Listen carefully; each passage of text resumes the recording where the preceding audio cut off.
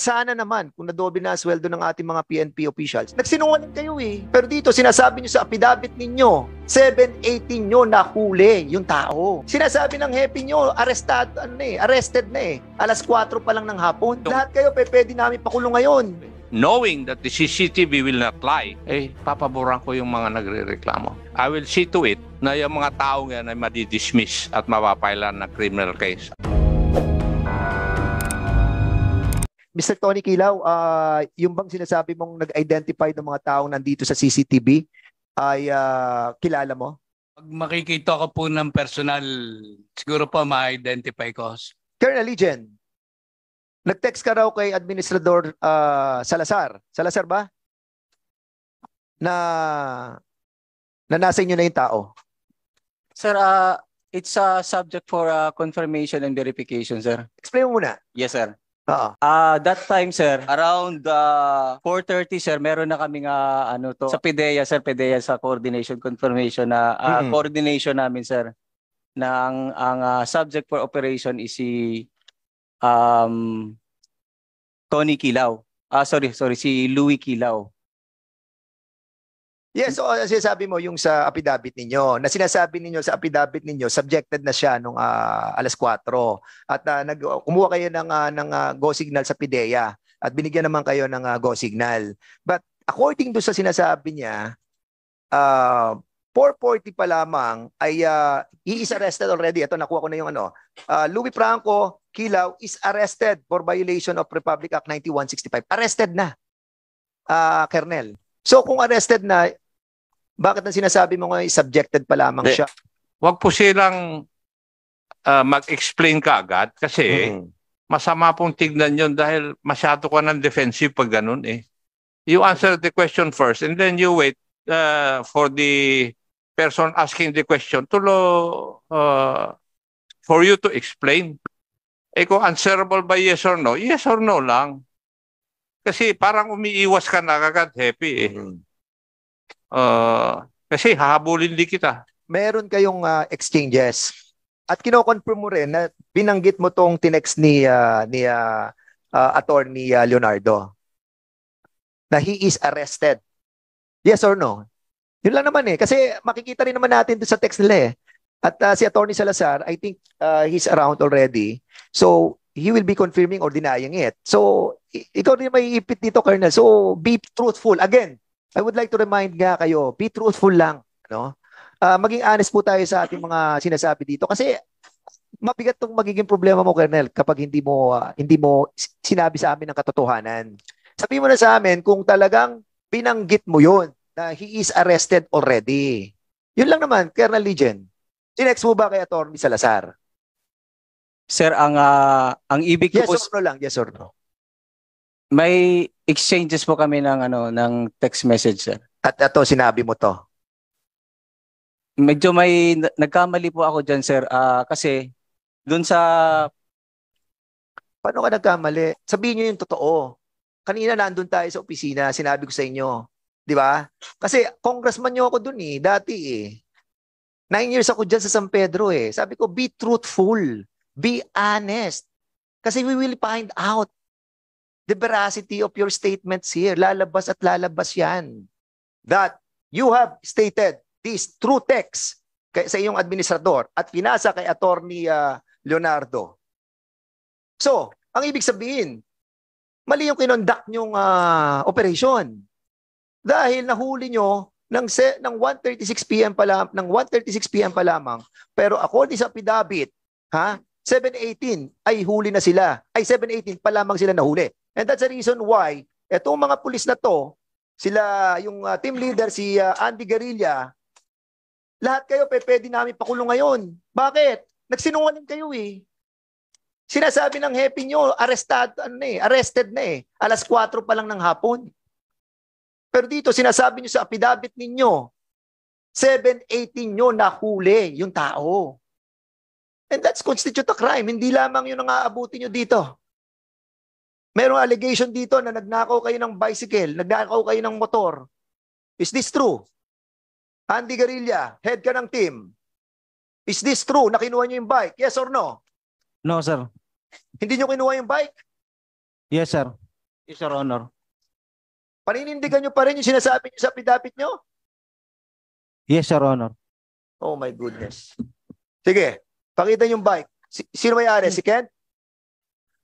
Meron ka ba Yes, Your Honor. ebidensya? Meron po kaming picture. Nasaan? Dito, pakita natin yung bike. Sa video. And Your Honor, emphasize ko lang po na yung sinakyan nung nagnakaw ng bike, yung nagangka sa kanya nung papasok sila dun sa bahay nila Louie, ay yung Gecko Lia. Yung Gecko Lia. So, sino si Ecolea? Ecolea, ikaw ba nagdala ng bike palabas? Yes. No, Patrolman Ecolea. No, Your Honor. Yung kumuha po ng bike ay angkas-angkas niya nung pumasok sa looban ni na Louie. Sige, pakita natin. So he can easily identify kung sino yung taong inangkas niya. Ito, Andy, guerrilla, head ng team. Your Honor, mismo si Kent po yan. Si Kento. Ito yung bata, may-ari ng bike. O, sige, asan yung kanina sa video na nakita natin lumalabas sa may dalang bike? Napakalinaw po sa video na yung sinasakyan po ni Mr. Ririlla ay yung motorcycle po ni Louie, papunta at paalis. Ayan. Ito. Meron din po akong picture ng motorcycle. At kung i-enhance po natin yung CCTV, ma-identify po natin na yung motor ni Louie at yung sinasakyan niya ay iisa. Maraming pondo nilalagay ng gobyerno. Dinoble na nga ang sweldo ninyo eh. As a matter of fact, problema kami ngayon sa MUP, yung military uniform personnel. Dahil yung automatic indexation nyo, inaayos po natin, nagdedebate kami dito. Gato pa nararanasan natin mga problema na sana naman kung nadoble na sweldo ng ating mga PNP officials and members, no? Sana maging maayos na. Hindi na yung tipong pupuntahan tayo dito para magsumbong. Pag hindi naman natin ginampanan ang ating tungkulin, tayo naman sasabihin, bias tayo. Kaya hindi mo malaman kung saan ka pupwesto sa problemang ito eh. Kaya nga kanina sinasabi ko, Colonel, di ba, Legend, sinabi ko, be truthful lang eh. Di ba? At ang mabigat, syempre, poproteksyonan mo yung mga kasamahan, poproteksyonan mo yung mga kabaro. But we have to make things right. Pag mali, mali. Kapag ang bata natin nagkamali, pakita natin. Ang isang leader, napapakita niya ang kanyang pagiging leader pag tinatama niya ang kanyang tao. At dito sinabi mo na kasi kay Attorney Salazar eh. True text eh. And that's a criminal case that you have to defend pa rin. Kasi dito meron ditong maraming kaso kayong kakaharapin. Di ba? Kinidnap nyo yung tao. Kung 1:36 to 2 p.m., that's kidnapping. Ninakaw nyo yung bike, that is robbery. Ang daming kaso na pwede nyo kaharapin dito. Physical injuries. Di ba? PDEA,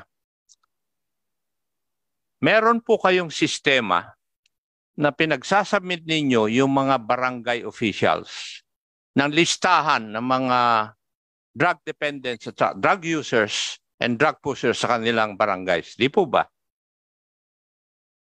Yes, sir. Yes. And this is done with the municipal or city government. Tama rin po. Yes, sir. Through CADAC or MADAC. Yes. Together with the Dangerous Drugs Board and your office. Tama? Yes, sir. Yes. And therefore, nandun yung mga listahan as recommended by the barangay officials. Yes, sir. And then, binabalik ninyo pag-validate nyo na totoo. Yes, sir. With the PNP, sir. Yes. Now, may I ask the station commander or the chief of police, kasama ba siya sa listahan? Yung naging biktima? Is his name in the list of drug pushers, drug users, or drug dependents insofar as the list of the barangay officials or the concerned barangay officials are concerned? Yes, sir. Is newly identified listed, sir. God sake. Newly? Ang tinatanong ko sa iyo, narinig mo ba yung pagtatanong ko dun sa PDEA? Merong nire-require sila na mag-submit yung mga barangay officials na listahan sa kanilang barangay yung mga drug users, drug pushers, at saka drug dependents. Through their barangay anti-drug councils. Dumadaan sa munisipyo bago pumunta sa PDEA together with the Dangerous Drugs Board na nag-create ng policy na yon. Di ba? Nagko-coordinate, binivet, at ibinabalik sa mga barangay captains. Tama? Yes, sir. For intervention. Yes. Now, ikaw, Hepe, alam mo dapat yun eh. You're just telling me your ignorance of the law. Kung hindi mo alam yun. Kung ako, congressman na, matagal na ako nag-retire, alam ko. Do you know na meron ganon? Yes, sir. Yes. Ngayon, nasaan yung listahan na yun? Anong listahan na pinagbasihan mo na nandun yung pangalan ng tao? Sir, we have may category po tayo, sir. Meron kasi na listahan mo, listahan ng barangay officials. Sa barangay po nag-start yan, sir. Yung newly listed po, sir. Mr. Chair, may I request that we also invite the barangay captain concerned where Mr. Kilala Kilaw is a resident. Yeah. Well, actually, we have invited the barangay chairman. Para may pakita. Yeah, unfortunately, hindi nakarating. But we will be inviting him on the next kung kasama po yung sa listahan nila doon sa Kwan. And may I ask PDEA, you kindly verify from your list. You get the barangay and the municipality na kinaruruan ni Mr. Kilaw. You have a list of that, I know. We will verify, sir. Yes, that is in pursuant to the Dangerous Drugs Board policy. Yes, sir. Yes. So PDEA, kindly submit to us as soon as possible. We've been working together for so many years when I was the mayor. So next week, submit nyo na agad yung listahan so we can see. Mr. Chair. Yes, sir. We will comply, sir. Sige, go ahead. Make it of record na yung chief of police ng San Pedro ay sinabi niya na nasa listahan. Pag wala doon, I will charge you for perjury. And I'm not joking. Kasi ayaw ko yung nagsisinungaling dito sa committee namin. Ayaw ko. And if what you are answering is not true, I will, kasi inulit ko na sa iyo I'm making it of record na ang sagot mo ay nasa listahan. At saka, dinagdag mo, newly listed. It is of record. Okay? Colonel? Copy, sir. Yes. May I know if you have directed yung team na yun na mag-conduct ng by-bus operation? Kasi doon sa affidavit nila, sinabi nila yun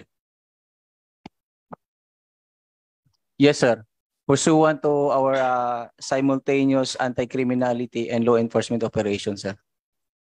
Ay, hindi yun ang sinasabi sa affidavit. Ang sinasabi rito, and I would like to quote paragraph number 2 na ako, sabi ni Mungkal, na ako ay membro ng San Pedro Police Station at naatasan ng aking hepe na si Police Lieutenant Colonel Rolly Buhisan Liegen, Acting Chief of Police, na magsagawa ng operation laban sa mga taong sangkot sa illegal na droga.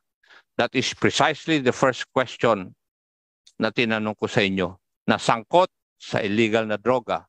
Kaya yun ang una kong tanong Okay? So, inutusan mo sila talaga.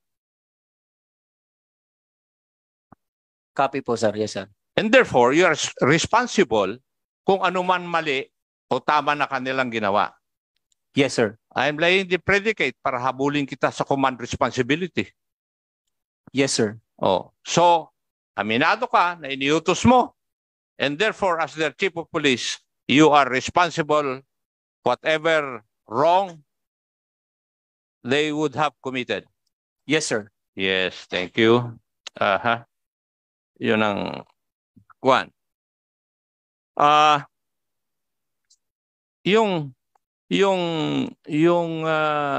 Si kapatid ni Mr. Kilaw, in your statement a while ago, you stated na meron pang CCTV doon sa 7-Eleven. Yes, Your Honor. And did you ever try o sinubukan niyo po bang kumuha ng kopya nun?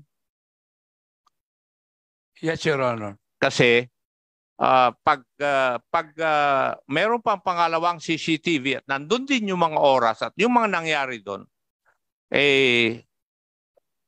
sinusuportahan yung una yung CCTV.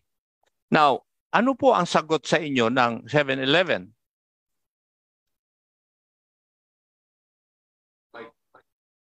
Paki-on po yung mic ninyo. Request lang po ng pulis ang ini-entertain po nila.